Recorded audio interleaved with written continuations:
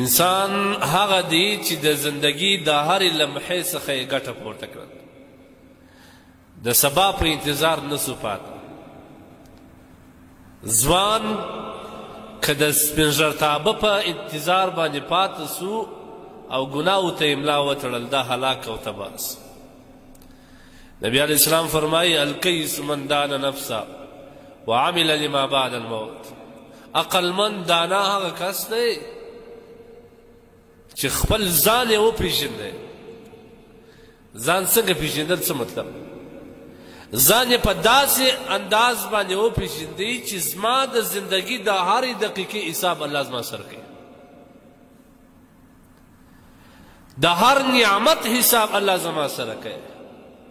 زما په بدن کې چې څومره نعمتونه الله مشترک کړي دي، که سترګه ده، که غوږ دی، که خوله ده، که سر دی، که دماغ دی، که عقل دی، که خوله ده، که غاښونه دي، که لاس دی، څومره نعمتونه یوازې په دې بدن کې الله مشترک کړي دي. دې حساب ستا یو ځل ستا ژبې لاندې دلته یو چینه پرته ده، دا اوبه راغورځي ستا خوله در لاندې چې دغه چینه دي خالي، دغه دوې چینې د رګو په شان کې ناري ناري رګونه دي چې دغه بند سي، بیا به په لکو ډالر مصرفوې د یوې ورځې دپاره چې خالي ماسې خوله لنده سي، بیا به هېڅ په ښه نه سي. اوس مفت الله درکړی هغه سترګه چې ته بیا په اپریشنو پسې بهر ملکو ته ځې، غمي لګوې، په قیمت بها غمي لګوې، په ډالرو باندې رانیسې او بیا هغه کار نه کوي. اوس مفت الله درکړی. هغه غوږونه چې ته اورېدل پکې، قرآن په اورېده، مور اواز، د پلار اواز، د ورور هر یو جلا جلا بیلی، لیکن دا به بیا په مشینري باندې ستړی سې، د جیب د پیسو نه به دې خلاص کړي، مشینریانې به ولګوې، خو هغه اواز بیا تا ته چې الله په مفت کې درکړي دا به بیا ستا په غوږ کې دی.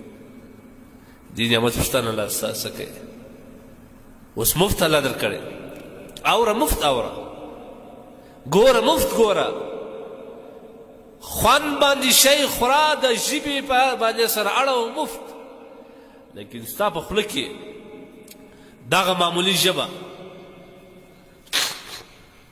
دا د غوښې یو ټوکړه چې ستا د دوو زامو په مابینځ کې پرته ده، چې ته په دې غیبت هم کوې، څومره ناجایز مور استعمالوو، بهتان هم په وایو، مسلمان هم په زیرو، ښکنځل هم ورباندې کو، مور و پلار هم په زیرو، همسایه هم په زیرو، مسلمان ته دوکه هم ورباندې وکړو. دغه ژبې قلم یو دم مات، بیا وغواړه د دنیا د کونج کونج ډاکټران پروفیسران وغواړه، بیا دې دې کې دومره طاقت پیدا سي چې په دې ژبه کې دې قوت ګویایي واچي، نشته. اوس الله مفت درکړی دی، دې نه کار واخله، دا د الله په ذکر استعمال کړه.